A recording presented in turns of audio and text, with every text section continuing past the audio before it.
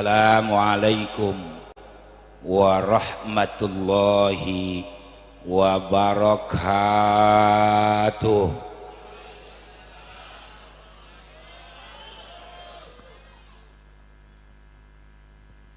Bismillahirrahmanirrahim.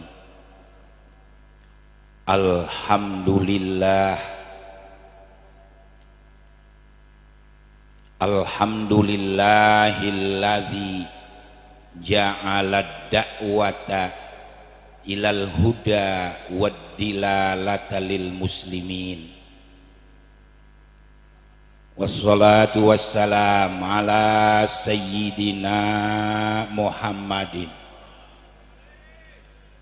imamil anbiya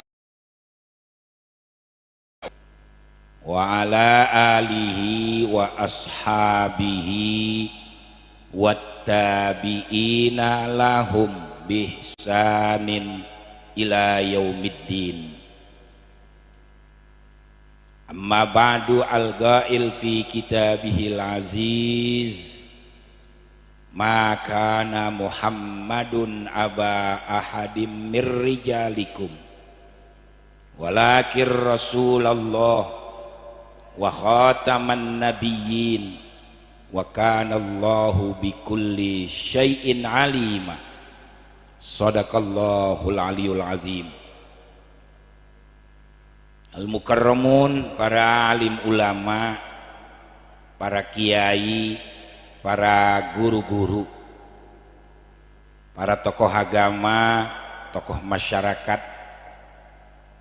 Di antaranya ada sahabat saya Kiai Haji Zahar, Kiai Haji Marhadi,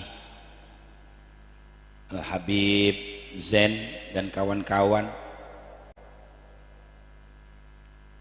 Bapak RT Narto yang memprakarsai acara Maulidur Rasul ini dengan forum Betawi Rempuk, aparatur pemerintahan, para undangan, bapak-bapak, ibu-ibu, pemuda-pemudi, dan keluarga besar FBR yang sama-sama dirahmati Allah Subhanahu wa Ta'ala.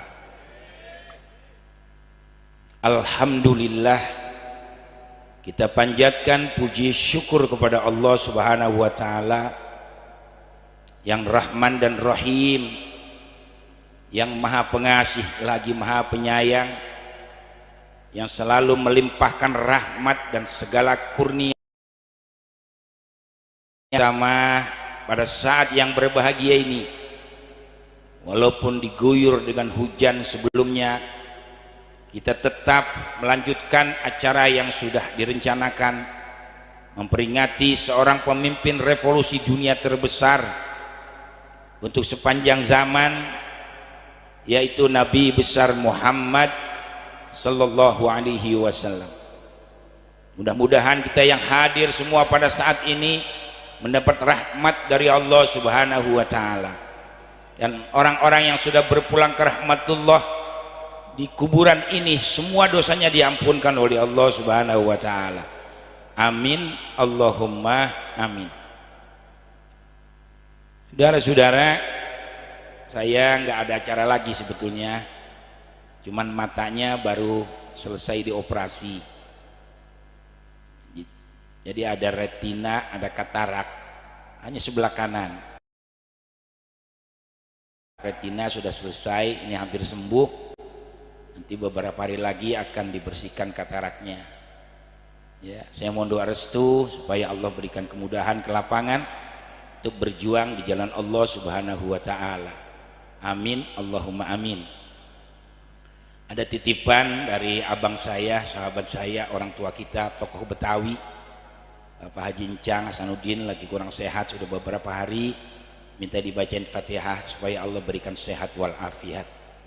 Al-Fatihah biniyatis sihah wal afiyah wassalamah wal barakah, khususan li akhina Haji Encang Hasanuddin wa ila hadratin Nabi. Al-Fatihah. A'udzu billahi minasyaitonir rajim. Bismillahirrahmanirrahim. Alhamdulillahirabbil alamin. Arrahmanirrahim. Maliki yaumiddin. Iyyaka na'budu wa iyyaka nasta'in. ihdinas siratal mustaqim siratal ladzina an'amta 'alaihim ghairil maghdubi 'alaihim waladdallin amin ya rabbal alamin. Saudara-saudara, ini adalah manusia besar, nabi besar, rasul terbesar yang dibesarkan oleh yang maha besar, yaitu Allah subhanahu wa ta'ala. Sekarang banyak penguasa, pemimpin yang cuma dibesarkan oleh ormasnya, partainya, pengikutnya, golongannya. Justru bukan manusianya yang besar, dosanya yang besar. Kenapa saudara-saudara tidak memikirkan nasib orang-orang bawahan? Apalagi kita bangsa Indonesia selama ini sudah 75 tahun merdeka, dengan adanya bisnis jualan obat selalu dikaitkan dengan corona terus saudara-saudara. Kita orang Betawi saja dari dulu sering alergi,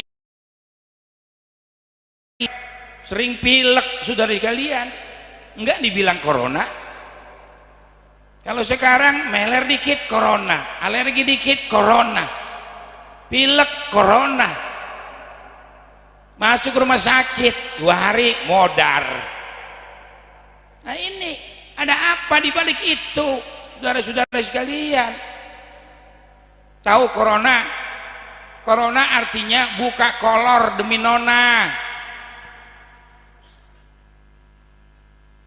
Enggak semuanya orang yang pilek itu corona. Lama ini kiai-kiai termasuk saya 2 tahun tidak keluar, seperti orang disekep kita. Alasannya kerumunan, sampai sholat Jumat di stop, pengajian di stop, peringatan Maulid di stop. Ini sebetulnya permainan politik orang-orang Yahudi, orang-orang Cina, saudara sekalian. Ada bangsa Indonesia yang menjadi korban. Tapi yang namanya orang Yahudi itu nggak suka kalau kita umat Islam saling mengucapkan salam di antara kita. Dia paling benci, paling tidak suka itu orang Yahudi. Ini dikatakan inna asaddan nasi adawatan al yahud. Musuh yang paling besar kata Nabi adalah orang-orang Yahudi, karena mereka memang tidak redha, tidak suka kepada kita. Yang kedua, kalau kita mengadakan ukhuwah Islamiyah kayak begini, FBR ini kan bermacam-macam, bukan Betawi saja, ada Sunda, ada Jawa, ada perkawinan campuran saudara sekalian. Makanya saya juga merindukan supaya FBR kembali kepada sedia kala seperti dipimpin oleh almarhum Kiai Haji Fadoli. Itu mau saya kembali kepada ahlus sunnah, kembali kepada ahlus sunnah. Soal dunia silakan anda masing-masing, antum a'lamu min umuri dunyakum. Silakan usaha bekerja dengan cara yang baik, yang halal. Silakan jadi orang kaya, jadi orang besar. Memang kita harus kaya. Kalau miskin siapa yang menghormatin kita saudara sekalian? Mudah-mudahan nih ustadz kiai kita semuanya biar kaya semuanya, biar besok bisa umroh, bisa haji, karena sekarang Mekah sudah dibuka kembali saudara sekalian. Mari kita tanamkan rempuk ukhuwah Islamiyah saudara-saudara sekalian. Yang ketiga, orang-orang Yahudi itu nggak suka kalau kita suka menebar senyum antara sesama kita, karena senyum itu adalah sedekah. Kalau kita nggak ngucap salam, kita senyum sudah sedekah. Yang keempat, kalau kita ini mengatakan amin, sholat di satu masjid yang besar, jamaahnya banyak, begitu waladolin amin, itu orang Yahudi paling enak sama kita. Makanya dia mencari jalan bagaimana caranya supaya di masjid orang sholat nggak ada dibilang corona, covid, suruh pakai masker dari 1 lapis 2 lapis, 2 lapis 3 lapis. Ngap panjul, nggak bisa napas kita. Kita hidup kan enak begini, di udara terbuka, menghirup udara, jadi badan kita sehat. Kita pakai masker, 3 napas yang sudah keluar disedot lagi, bagaimana nggak tambah sakit? Politik setan itu saudara sekalian. Ada yang kesinggung, alhamdulillah. Selalu dibuat-buat seperti itu supaya Islam ini hancur. Sholat Jumat dibikin 2 kali, siapa yang mau? Sekali aja udah ngap sembahyang Jumat, mau dibikin 2 kali. Yusuf Kala sih orang nggak ngerti dari sekalian, dia nggak ngerti, dia iya aja bikin Jumat 2 kali, jam 1 selesai bikin lagi Jumat. Siapa yang mau? Ini yang sudah terjadi di masyarakat kita. Yang anehnya lagi, laki bini naik mobil berdua pakai masker, laki bini berduaan di rumah mau tidur di kasur pakai masker. Goblok gitu bergelian. Apa enaknya saudara-saudara ya. Nah, ini kita yang terjadi ya. Kenapa? Karena orang-orang PKI sudah banyak, dari wakil rakyat saja DPR yang RI itu yang duduk di DPR PKI sudah lebih dari 200 orang, belum lagi di tempat-tempat yang lain. Mau diapakan kita bangsa Indonesia, orang Betawi terutama ini yang berjuang.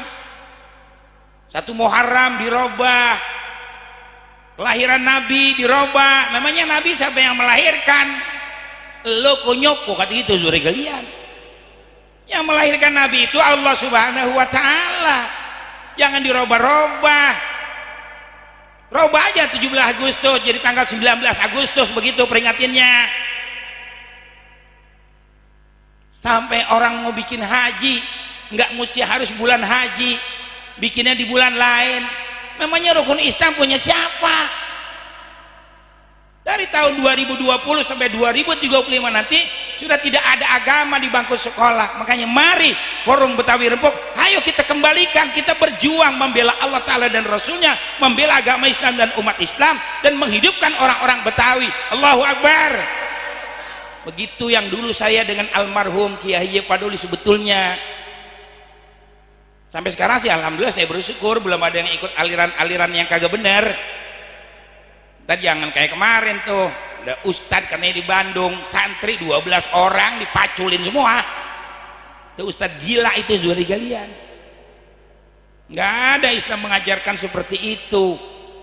Nah, memang nanti di akhir zaman Nabi sudah bilang umat Islam ini terpecah menjadi 73, orang Yahudi terpecah menjadi 71, orang Kristen terpecah menjadi 72,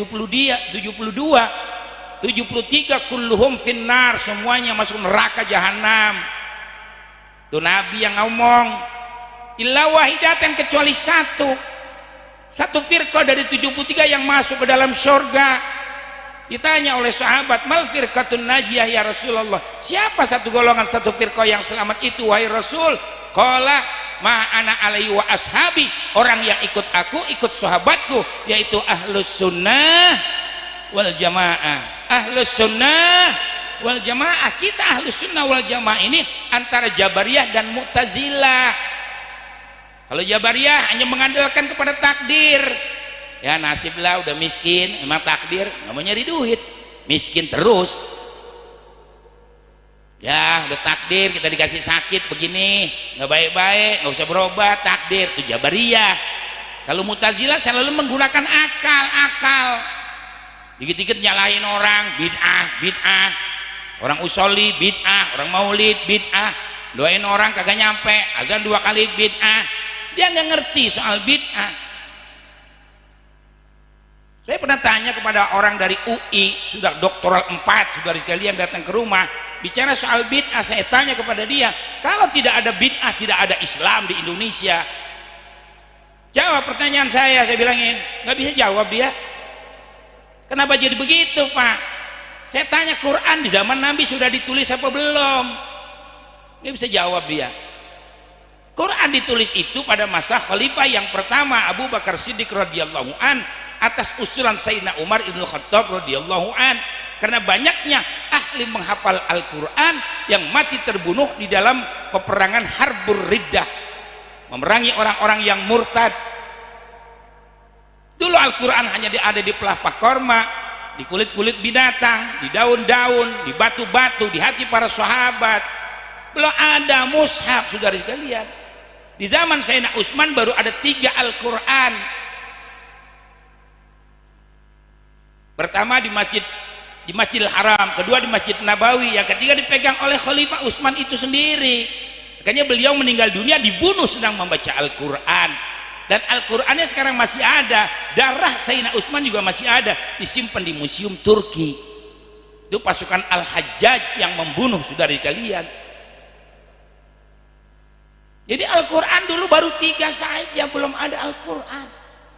Apalagi hadis Nabi jauh ditulisnya bukan pada masa Khulafaur Rasyidin, pada masa Bani Umayyah baru mulai itu hadis ditulis. Apakah itu bid'ah? Saya bilangin. Nah, dia nanya saya, bapak ini siapa? Jangan tanya gua siapa, lu jangan bikin kacau orang di masyarakat. Orang mau tahlil, doain orang mati dibilang bid'ah, nggak nyampe, kesian tuh ustad. Ustad kan macam-macam profesinya. Ada yang jadi amil, ya enggak, merangkap langsung mendoakan orang-orang meninggal dunia. Emang rezekinya di situ. Yang jadi khatib, ada yang dakwah, bagus semuanya, nggak ada yang jelek, saudara sekalian. Karena kiai saya di Gontor juga dulu bilang begitu. Kamu tamat 6 tahun di Gontor, fikih karangan saya tuh kelas 1, kamu amalkan betul-betul, bisa mandiin mayit, bisa kafankan mayit, menyolatkan mayit, mendoakan mayit, kamu jadi kiai di kampung, nggak bakal habis. Apalagi sekarang orang mati kan hampir tiap hari, saudara sekalian. Yang mati banyak lagi, nggak satu, sekapal, semobil. Kayak di Gunung Semeru kemarin berapa sekali mati tuh, nggak bisa habis itu tahlil. Ada rezekinya, semuanya ada rezekinya dari Allah Subhanahu wa Ta'ala. Karena ustadz itu ruhnya agama, ustadz itu ruhnya masjid, ruhnya musola, ruhnya pesantren, ruhnya madrasah, ruhnya majlis taklim. Kalau nggak ada habib, nggak ada ustadz, mati ini agama. Laulal ilmu lakana nasu kal bahaim. Kalau tidak karena ilmu, manusia akan seperti binatang. Makanya saya heran kepada negara kita saat ini, saudara sekalian. Negara mau dijadikan negara sekuler. Zaman Pak Harto saja, Pak Harto berbicara negara Indonesia tidak boleh menjadi negara sekuler. Apa sekuler itu? Sekularisme, ilmu tanpa agama, hukum tanpa agama, pergaulan tanpa agama. Yang boleh ntar perzinahan bebas, di mahasiswa-mahasiswi LGBT bebas, laki dengan perempuan, laki-laki yang menenek-nenek lagi, homo bebas, saudara sekalian. Setan benar, saudara sekalian. Makanya orang-orang yang seperti itu yang nanti dia akan mendapat hukuman. Ulama-ulama kita sakit sedikit 2 hari mati. Tengku Zulkarnain meninggal dunia, Kiai Fahrozi meninggal dunia, dari sekalian Ali Jaber meninggal dunia, Habib Rizik sekarang masih berada di dalam penjara. Orang salahnya nggak seberapa. Kalau orang sudah tidak berlaku adil, apalagi kepada ulama baik, tunggu kehancuran bangsa dan negara, saudara sekalian. Sebab kehancuran bangsa Romawi, bangsa Persia dulu kan seperti itu. Innama ahlakal umamu man kana qablakum idza saraka fihimus syarif tarakuhu wa idza saraka fihimud dhaif haqqu alaihimul had. Kehancuran bangsa Persia, kehancuran bangsa Romawi dulu kenapa? Saudara-saudara sekalian, kalau ada orang pangkat, orang kaya, orang punya kedudukan jabatan bersalah tidak pernah dihukum, tapi kalau rakyat kecil bersalah dihukum, saudara-saudara sekalian. Jadi hukum ini apa? Tajam ke bawah, tumpul ke atas. Tapi sudah banyak buktinya orang-orang yang menyakitkan Habib Rizik, saudara sekalian. Ya. Termasuk jaksa yang memutuskan tuh hukuman buat Habib Rizik, habis dia putuskan, dia vonis 14 hari mati tuh jaksanya, saudara sekalian. Nah, mampus tuh dikemplangin malaikat, kata gitu. Pejabat Indomaret benci sama Habib Rizik, naik mobil baru Cipularang 60 km 60 sampai 100 mati, saudara sekalian. Mobilnya orangnya ketipak kontainer, tuh udah dibuktiin. Banyak lagi yang lainnya, termasuk yang membuat karikatur Nabi di Perancis. Akhirnya dia ketakutan sendiri, naik mobil dikawal kemana-mana, matinya terbakar di dalam mobil, nggak bisa dikeluarkan, nggak bisa dipadamkan. Di dunia sudah diazab oleh Allah. Termasuk Perdana Menteri Israel Ariel Sharon yang sudah membunuh manusia, umat Islam lebih dari 1 juta orang, saudara sekalian. Sakaratnya 8 tahun, diperban kepalanya, matanya begitu dibuka mata sudah belatung. otak sudah belatung semuanya, tapi orangnya masih hidup. Tuh azab Allah, Allah buktikan. Jangan Anda berkata mentang-mentang lagi hebat, lagi berkuasa, berbuat semaunya. Jangan. Allah sudah menciptakan keadilan di dunia ini, ada laki ada perempuan. Kalau laki semuanya gerah dunia, perempuan semuanya sepi dunia. Makanya ada laki ada perempuan, ada Adam ada Hawa, ada kaya ada miskin. Kaya semuanya, siapa yang mau bekerja? Miskin semuanya, siapa yang mau bayar gaji? Makanya kalau udah kaya ingat sama si miskin, karena kita bisa kaya gara-gara orang miskin. Punya sawah 5 hektar, siapa yang mencangkul? Punya pabrik ini pabrik itu, siapa yang bekerja? Orang miskin. Maka kalau udah kaya berikan kesejahteraan kepada orang miskin, gajinya ditaikin, kesejahteraannya ditingkatkan, ada pemelihara kesehatan dan lain sebagainya. Itu Islam. Ada pejabat, ada rakyat. Kalau pejabat semuanya, siapa yang mau diatur? Rakyat semuanya, hukum rimba. Makanya pejabat dipilih oleh rakyat. Kalau udah jadi pejabat ingat sama rakyat, goblok. Ada yang marah, insya Allah 3 hari mati saudara sekalian. Lama saya nggak lama, membenci yang muslim 3 hari, seminggu paling lama 40 hari. Kalau nggak mati juga gua santet dari rumah saudara sekalian. Manjur udah banyak, alhamdulillah. Ya enggak. Kalau kita dari dulu memang orangnya lempeng-lempeng aja begini, berjuang saudara sekalian. Saya girang kalau saudara saya pada kaya, Habib, Ustadz, Kiai pada naik Alphard, pada naik mobil ini itu, alhamdulillah saya bangga, saya senang. Kalau Kiai pada maju, pada keren, alhamdulillah. Memang seperti itu mestinya. Orang Nabi juga keren. Nabi kita itu kaya. Setelah dia berdagang umur 20 tahun sampai 25 tahun dia menikah, dia kaya, gak miskin Nabi. Kayaknya waktu menikah dengan Siti Khadijah, janda sudah berusia 40 tahun, mas kawinnya 1.250 gram. Sekarang kalau diukur sama uang, mas kawinnya 1.250 miliar tuh kalau mau tahu. Kaya Nabi. Onta mudanya sudah kan 20 ekor, belum pakaian sandang pangan. Nabi menghormati wanita. Wanita diangkat setinggi-tingginya kedudukannya oleh Allah dengan berkat beliau Rasul. Al-mar'atu imadul bilad, idza salahat salahatil bilad wa idza fasadat fasadatil bilad. Perempuan adalah tiangnya negara. Kalau perempuannya baik, negara akan jadi baik. Perempuannya rusak, negara akan jadi rusak. Masa sekarang mau dibikin peraturan mahasiswi bebas bergaul? Tapi kalau dia bunting, siapa bapaknya? Masya Allah, Pak, ngeri kalau melihat situasi kondisi kayak begini. Kita mesti berjuang amar ma'ruf nahi munkar, mesti betul-betul. Belum lagi surga di bawah telapak kaki ibu, alhamdulillah. Tapi ibu jangan bangga, surga ibu-ibu di bawah telapak kaki suami. Bini yang suka ngelawan sama laki nggak redo, neraka yang begitu. Ayo lo dengerin. Surganya Habib, saya nih, semua kiai ini, pejabat nih yang hadir semuanya laki-laki, surganya di bawah telapak kaki ibu. Surganya ibu-ibu di bawah telapak kaki suami. A'zamun nas haqqan 'alal rajuli ummuhu wa a'zamun nas haqqan 'alal mar'ati zawjuha.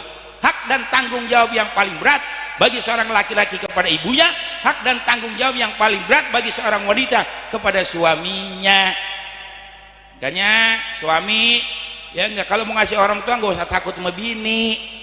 Kebanyakan orang laki kan kalau di luar galak, berani, di rumah sama bini takut banget berkelian. Nyalinya kayak nyali capung jarum. Jangan apa-apa udah melengkung. Jangan. Ya enggak, kita mau ngasih orang tua kita nggak boleh takut sama istri, tapi istri juga harus dibahagiakan. Karena itu dunia, istri itu dunia pajangan. Jangan jelek istri, kalau istri cantik kita ikut bagus kan saudara sekalian. Hanya istri dibikin cakep, dibikin keren, belikan gelang, kalung, anting, cincin, emas, permata, intan, berlian. Tapi dia tidak boleh mencegah kita kalau kita mau berbuat baik kepada ibu kita. Ibu kita itu keramat berjalan. Kan ada lagunya Ulma Irama, saudara sekalian. Hai manusia, hormati ibumu yang melahirkan dan membesarkanmu. darah dagingmu dari air susunya, jiwa ragamu dari kasih sayangnya. Dialah manusia satu-satunya yang menyayangimu tanpa ada batasnya. Teng teng teng teng, kan ini lagi. Mesti nyanyi nggak apa-apa. Biar terusin, kalau ada hibur, ada peringatan pakai dangdut nggak apa-apa, nyanyi boleh. Hiburan. Kiai habis ngajar di musola, ngajar di masjid, ceramah, pulang ngaji lagi di mobil. Capek. Dangdut setel hiburan. Kagak nggak apa-apa hiburan, jadi nggak tegang kita. Orang joget aja halal. Siapa yang bilang joget haram? Ayo debat sama gua. Mana dalil Quran hadisnya? Kalau joget haram, ibu-ibu goyang di kasur haram hukumnya. Justru kita punya bini yang pinter goyang di kasur. Ibu-ibu cuci baju satu aja suami 2000 dosa diampunin, apalagi bisa menggairahkan suami di atas ranjang. Saya sama Pak punya bini kalau tidur nggak goyang gua tabok pantatnya. Enak aja lo jalan kemana-mana kondangan pakai selop jungkung goyang, gila tidur sama gua kayak kedubung pisang. Nggak gurih begitu. Yang penting urusan rumah tangga nggak boleh diceritakan sama orang lain. Ada lagunya, joget tidak dilarang, tak dilarang asalkan jarang-jarang, tak perlu sering-sering, tidak perlu karena joget tak penting. Berjoget boleh saja asal sopan caranya. Gembira boleh saja asal tahu batasnya. Mari kita joget, mari kita joget, mari kita joget, mari kita joget, joget, mari, kan begitu. Makanya hidup ini dinikmatin, hidup ini disyukurin. Mudah-mudahan kalau begitu awet muda, amin ya robbal. Saya doain semuanya biar pada kaya, biar pada senang, insya. Makanya mari biar benar jadi orang, jangan ikutin kayak begini, saudara sekalian. Sadis sudah negara kita ini Pak, Masya Allah. Ya enggak, zaman dulu pernah ditangkap, diadili pulang, sekarang ditangkap hilang. Khawatir kita karena banyak PKI sekarang ini. Memang Nabi sudah gambarkan, sayati zamanun ala ummati mulukuhum kal asadi wa wuzara'uhum kal dhi'bi wa qudatuhum kal kalbi wan nasu haulahum kal ghanami. Satu zaman bakal datang bagi umatku di mana penguasa nanti kayak singa, kayak harimau, buas-buas saudara sekalian. Menteri-menterinya kayak serigala, korupsinya berkelompok-kelompok kayak serigala, hakim-hakimnya kayak anjing semuanya, rakyat seperti domba-domba. Kita bisa bayangkan bagaimana domba bisa hidup di tengah-tengah anjing, di tengah-tengah serigala, di tengah-tengah singa dan harimau. Jangan sampai terjadi ini di bumi Indonesia. Kenapa? Karena kita nih mayoritas umat is. Besok milih pemimpin hati-hati, jangan asal pilih. Ini pidato doang galak di mimbar. Ya nggak, akhirat. Lihat duit 10 juta, 20 juta jereng. Apa yang akhirat? Jangan pilih besok pemimpin yang bagus. Ya enggak. Sekarang ini kan oligarki. Tahu nggak oligarki? Oligarki itu pemerintahan Indonesia, tapi yang ngatur semuanya Cina di Indonesia. Karena dia yang rampok uang negara Republik Indonesia triliun-triliunan. Ya enggak, besok calon presiden harus punya uang 9 triliun satu calon. Karena harus dibagi 30 provinsi lebih. Satu provinsi harus 300 miliar. Saudara sekalian. Jadi Cina lagi yang punya duit. Besok kita kalah lagi. Mau jadi apa negara kita? Nanti apa kata dunia? Negaranya Indonesia, presidennya si Acong. Dunia aja bingung. Besok kita makanya kalau ada yang ngasih duit ambil. Tapi calon-calon dia jangan dipilih. Pilihlah bangsa Indonesia. Amin. Ya robbal. Ya kalau Betawi emang nggak bisa, Betawi ngapa jadi pemimpin? Betawi jadi presiden nggak bisa, ambeknya gede. Orang Betawi jadi imam aja salah ditegur ngadat, itu jeleknya orang Betawi. Kayaknya besok kita mau milih presiden, milih imam, pilihlah yang bagus. Ya kata Refli Harun, ya seorang ahli tata negara di Indonesia, ya nggak besok kalau mereka itu oligarki pada punya calon, kita bangsa Indonesia harus punya calon sendiri. Pilih benar-benar calon kita, biar bangsa Indonesia ini yang jadi pemimpin di negara Indonesia. Insya Allah begitu saudara kalian. Udah 75 tahun kita merdeka, susah terus umur ya, kontraktor hampir 200 lebih kontraktor jatuh miskin semuanya nih gara-gara corona. Dia mah enak pada jual obat. Ulama-ulamanya juga pada begitu sih, pada melintir. Dulu zaman Nabi Musa, ulama melarang orang jangan nangkap ikan. Itu orang nggak mau, tetap nangkap ikan. Ulamanya nyemplung ke situ. Jadi banyak musibah, banyak bala. Sekarang juga begitu. Vaksin campur babi dihalalin aja, jalan terus sama dia. Susah, saudara kalian. Ya nggak, dulu bekas wakil presiden Yusuf Kala bilang apa? Kalau Indonesia dipegang sama Jokowi akan hancur. Begitu ditarik jadi wakil, mau. Dia maju akhirnya. Majelis ulama terkenal Ma'ruf Amin juga begitu. Alim besar, majelis ulama se-Indonesia. Begitu diangkat jadi wakil presiden, disuruh ngomong, jangan ngomong kafir, ngomongnya non muslim, ngikutin non muslim. Jadi nggak boleh ngomong kafir. Yang nggak bicara Natal, bicara pesantren, apaan ini saudara sekalian? Ya nggak, cuma Nabi berisik ini yang tidak mau diberikan uang begitu besar, bukan miliar loh, triliun kalau dia mau jadi orang kaya mendadak. Saya diam-diam tetap membela beliau. Beliau difitnah, yang ada Saman Levan dengan perempuannya si Firda. Lama ini di rumah saya tuh perempuan. Habib Rizik nggak ada potongan, suka sama perempuan. Dia pejuang, orang alim, dia istiqomah. Biar saya mati di penjara nggak apa-apa, nanti bakal muncul 1000 pejuang kata beliau, sudah sekalian. Tapi mudah-mudahan beliau biar sehat, keluar panjang umur selamat, sudah sekalian. Nah kalau gua Abu Hanifah boleh, mungkin boleh.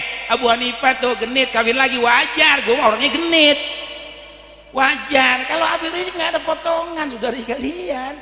Tapi namanya normal itu, normal. Yang terakhir, jadi kalau mau jadi pemimpin, jadilah seperti Sayyidina Umar ibn Khattab radhiyallahu an. Waktu beliau jadi khalifah, saudara sekalian, ada anak kecil nangis di tengah malam. Akhirnya beliau hampiri, ditanya, kenapa anak kalian menangis? Lapar, belum makan dari pagi, siang sampai malam. Kenapa kemana suami kamu? Mati di medan perang. Kenapa kamu tidak lapor dengan Amirul Mukminin? Mestinya Amirul Mukminin tahu kalau rakyatnya kelaparan. Terpukul Sayyidina Umar. Akhirnya dia berangkat ke Baitul Mal, dia bawa gandum, Abbas bawa samin. Sampai di jalan Sayyidina Umar kecapean, ngos-ngosan, berhenti. Capek bawa gandum, khalifah loh, ini pemimpin dunia.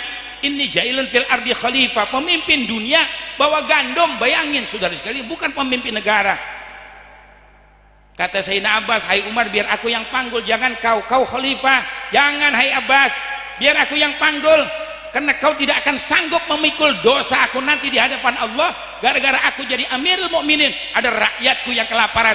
Bagaimana kayak sekarang jutaan bangsa Indonesia pada kelaparan, pada miskin saudara sekalian. Nanti besok mereka akan dipertanggungjawabkan di hadapan Allah Subhanahu. Nah, ini biarin dah, sekarang mau diturusin sampai habis. Turunin nih kagak mau bikin hari. Ya, Jokowi turunin kagak mau. Biarin dah sampai habis. Besok yang penting jangan pilih lagi yang model-model kayak begitu. Termasuk PDI-nya, lu jangan coblos dari kalian. Woi, dengerin gua ngomong. Kualat lo, nggak ngikutin ulama, kiai, Habib. Jangan, Mega tuh nggak bisa apa-apa dia. Cuman anak presiden doangan, dia ngerti apa-apa dari kalian. Kayak negara dipegang sama dia hancur. La yufliha qaumun walau amrohum imro'atan. Dunia akan hancur kalau dipimpin sama seorang wanita. Tetap sekarang kan dia yang mengendalikan semuanya. Hancur negara kita ini. Bisa apa dia dari kalian? Si Puan aja ditanya kemarin mau jadi nyalon presiden, nggak bisa jawab dia. Udah besok pilih orang Jawa dah, kuat mendingan. Nah Jawa mau punya simbol belangkon. Jadi kalau di jalan nunduk engge kan di belakangnya ngepelin dari kalian. Orang Jawa emang, tapi cari yang jenderal, yang muslim, yang baik, yang bisa mengangkat harkat martabat bangsa Indonesia dan keselamatan NKRI terjaga insya Allah. Saudara sekalian, Ya nggak, saya nggak lama-lama, nanti banyak mubalik, banyak kiai. Ya mudah-mudahan kita sekarang kumpul sama-sama. Ya nggak, besok kita di akhirat sama-sama. Ya kiai kita yang mendiri FBR ini mudah-mudahan diterima amal ibadahnya, diampunkan segala dosanya, dan sekarang sudah ada putranya, silakan meneruskan perjuangan orang tua, tetap berpegang teguh kepada akidah Ahlus Sunnah wal Jamaah. Sekian, kurang lebihnya mohon maaf, sampai berjumpa kembali. Wassalamualaikum warahmatullahi wabarakatuh.